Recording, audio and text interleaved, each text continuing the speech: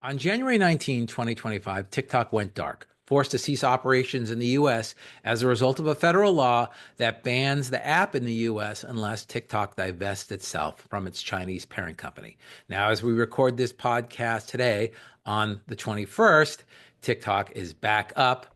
It has a 75-day stay granted by current President Trump while TikTok sorts out whether it's going to sell itself or some other deal structure that will allow it to continue to operate in the US. For influencers that use TikTok as a content platform, many are concerned, very concerned that this federal law ban will have a serious impact on their livelihood. But here's something that I haven't heard much chatter about. What happens to those brand integration contracts where an influencer is required to post content to TikTok after the ban date? Does this mean that an influencer is in breach? Can the influencer be liable to a brand for failure to perform, even though it's really out of the control of the influencer? I'm Scott Hervey, a partner with the law firm of Weintraub Tobin, and I'm joined today by my colleague, Jamie Linsenberg, to talk about whether influencers face potential liability due to the TikTok ban on this installment of The Briefing.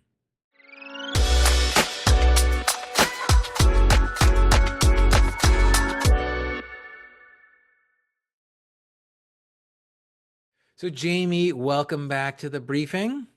Thanks for having me again, Scott.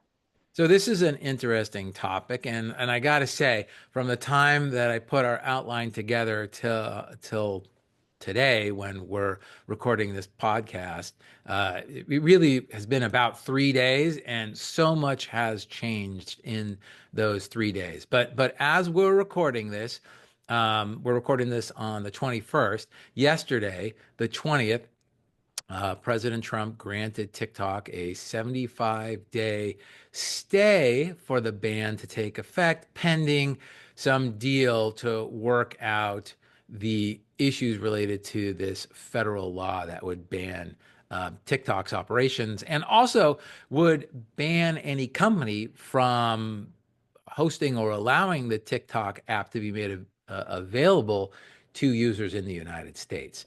So let's Yeah. first talk about the TikTok ban or sale law. So this law was passed in April 2024 as part of a broader foreign aid package.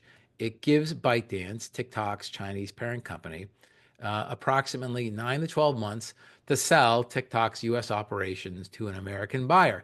If ByteDance fails to divest TikTok within that time frame, which we know happened, the app would be banned from US app stores and web hosting services. In between April 2024 and January 19, 2025, which is the ban date, there were lawsuits filed by TikTok, lawsuits filed by the FTC and the DOJ, appeals to federal courts, including the Supreme Court, which upheld the ban.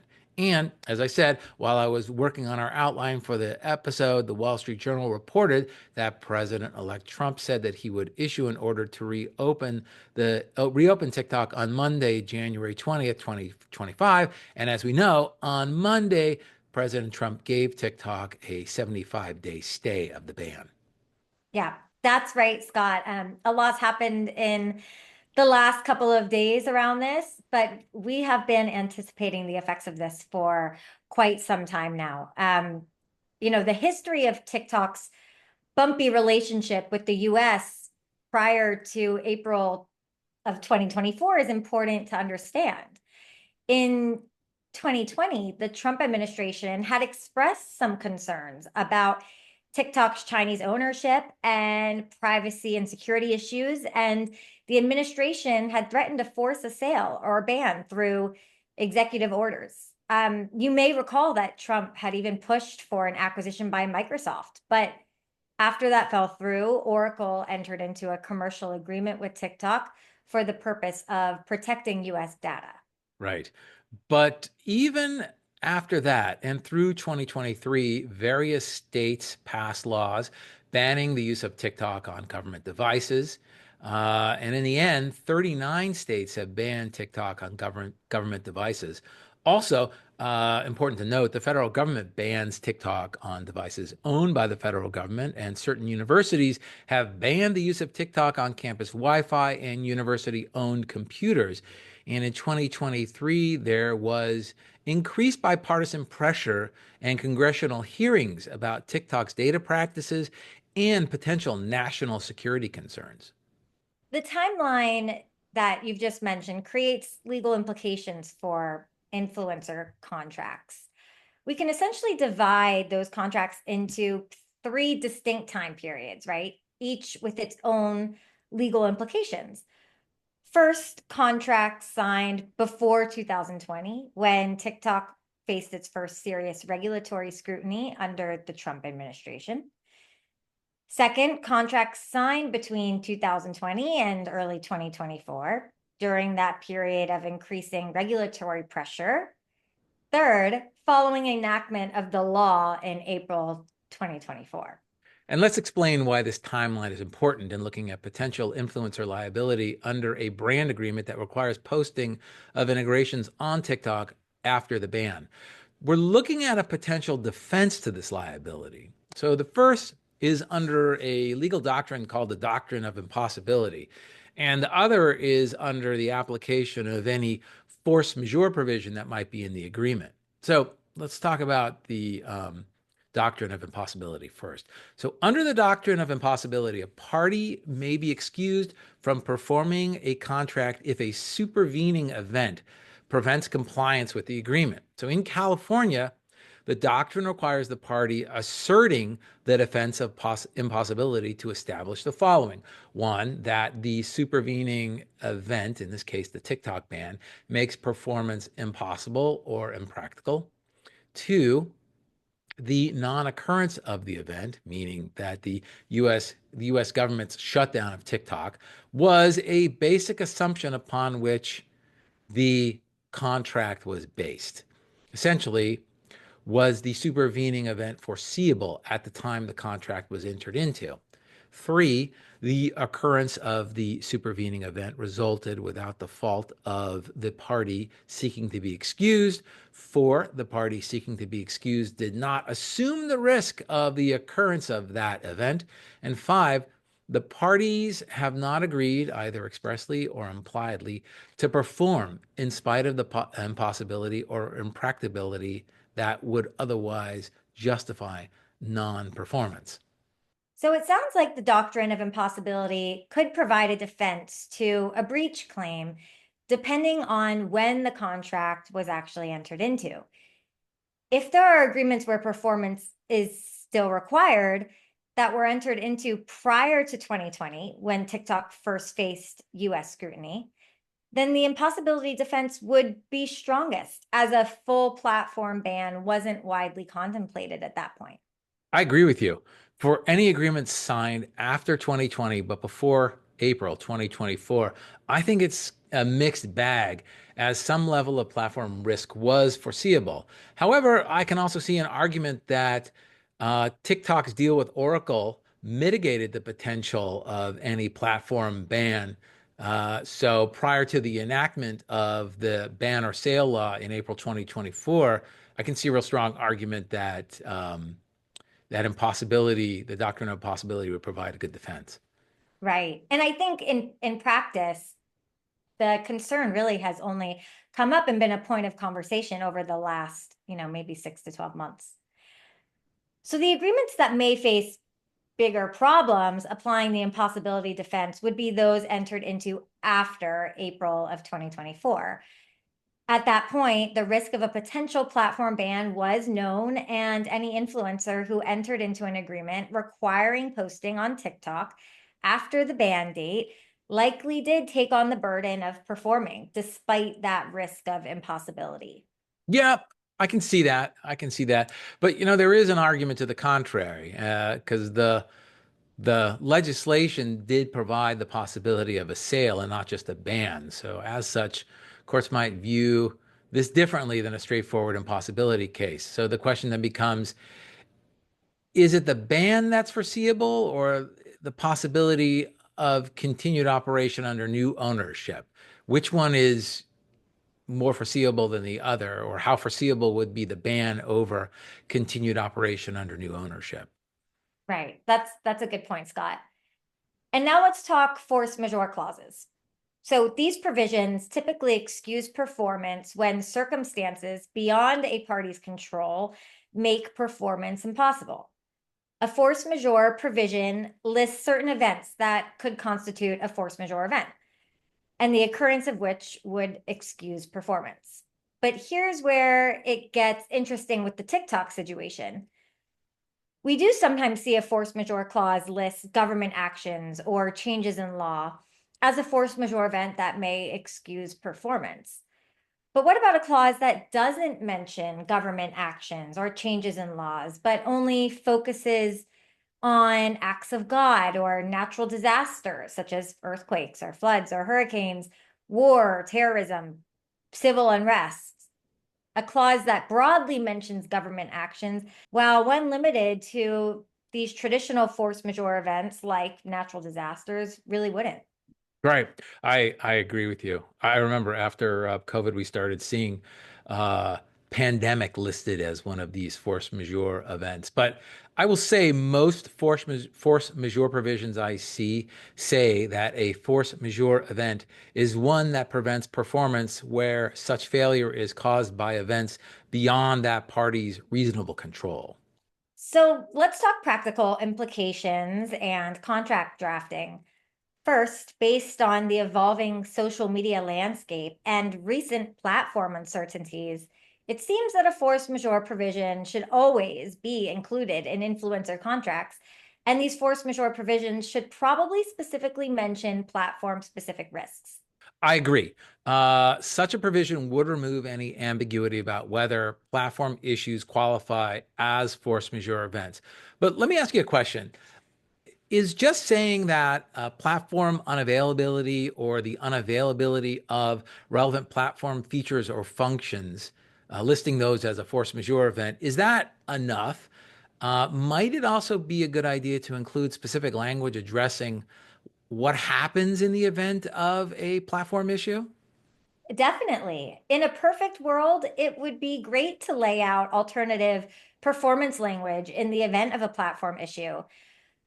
But that language would then have to address a multitude of potential platform issues. And remember, Scott, these agreements are negotiated very quickly. And as a practical matter, there sometimes just isn't enough time to ponder all of the different potential platform issues and to negotiate alternative performance options. In all likelihood, a provision requiring the parties to negotiate in good faith regarding modifications to the deliverables and alternative performance in the event of a platform issue is more practical. I'm sure also if you're on the brand side, the brand would also argue that a partial refund is also just as practical and should also be in the mix as part of this renegotiation. I'm sure that compensation adjustments due to metric requirements would be on the table as well. Right. I can see a brand making that argument, and depending on how much the influencer has performed up to the date of the force majeure event, would determine the partial refund or partial compensation. It is true that these type of agreements move very fast. However, I think this situation highlights the importance of careful contract drafting in the dynamic social media landscape. The best protection isn't just relying on the doctrine of impossibility or a force majeure provision, regardless how well it's drafted. I think it's also anticipating and planning for platform uncertainty. Jamie, what do you guys normally do? So typically, we do include a force majeure provision, which addresses, a situation beyond Yeah, either party's control. yeah. Sometimes it is solely brand's control, but of course, when working with the influencers, we want that to be a mutual right, which, is another factor that plays into all of this to, suspend or terminate for force majeure. But typically we do see a force majeure provision, and the influencer is paid out for services that have been rendered up to the time that the force majeure event interrupted performance of the contract. So, Jamie, let's talk about what you have seen in the last 6 months, where I guess it kind of became clear that TikTok was not going to sell and that the ban may well have taken effect. So, what have you been seeing with regard to force majeure provisions, provisions for alternative performance, et cetera? Yeah, we have been seeing these provisions negotiated out more in the last, 6 to 12 months. I would say if the agreement contemplates a TikTok deliverable, then in the event that, TikTok is unavailable at the time of the agreed posting date, the parties will either mutually agree on an alternative platform for the influencer to post the updated deliverable on, or they will set out pre-negotiated alternatives. How flexible have brands been on negotiating the terms of the force majeure provision? Fairly flexible. I mean, it's an issue that affects both sides, and we do see the brands wanting to work with the influencers in the event that something like this were to happen. So I would say that it's generally a pretty amicable discussion or negotiation over the terms. Yeah. And compensation to the influencer in the event of a force majeure provision, or compensation to any artist that performs services in the event of a force majeure provision, that's always going to be a sticky issue and a heavily negotiated point. I know that um, usually artists want to be paid in full, and brands want the benefit of the bargain, and they want the benefit of what they've contracted for, which usually is not just half delivered content, but the delivered content posted and the metrics proving that kind of they got the ROI. What have you been seeing with regards to, um, if you have at all, been seeing negotiated changes or negotiated modifications uh, to influencer compensation in the event of a force majeure event? It is a sticky situation. We typically see that the influencer will be paid out, a pro rata portion of their compensation, depending on services that have been rendered up to and including the, effective date of, termination for such force majeure event. I will say that a lot of times that doesn't address maybe the usage rights that the brand has also had during that period of time. So we like to incorporate that as well. And it's all a discussion. And a lot of times it's a discussion between the parties at such time, because it's really very difficult to come up with, a number of what that would be ahead of time. Would you say that this potential ban has been a lot more challenging for influencers that are primarily focused on their TikTok presence as opposed to influencers that are across multiple platforms? Of course, absolutely. And there are many influencers who, TikTok is their top performing platform. And it would definitely have much more of an effect on those influencers than those who have sort of diversified their platforms. Right. And I know that's one thing that we always talk to our clients about is diversifying the platforms on which they rely for for their audience and how they reach their audience. So here's a lesson why you should listen. Right. And it's a different type of content creation, right? They're Right. short form videos versus on Instagram. It's a different ball game. So, Yeah. yeah, so the effects are widespread and important. Right. Right. Well, Jamie, thanks for taking the time to talk to us today here.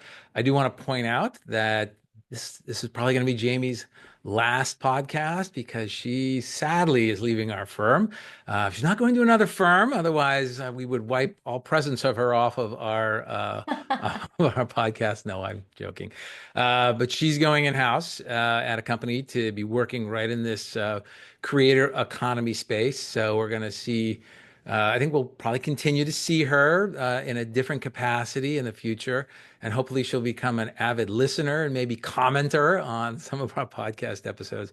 But it's always been great having you. You've provided really great insight. You're a really great co-host, and we're gonna miss having you. Thanks, Scott. This has All been right. really fun. And if you ever want me on again as a special outside guest, I'm happy to join you. Oh, that's a great idea. That's a great idea. Maybe we just might do that. We just might do that. Once again, Jamie, thanks for joining us today. Thanks. Well, that's all for today's episode of The Briefing. Thanks to Jamie for joining me today. And thank you, the listener or viewer, for tuning in. We hope that you found this episode informative and enjoyable. If you did, please remember to subscribe, leave us a review, and share this episode with your friends and colleagues. And if you have any questions about the topics we covered today, please leave us a comment.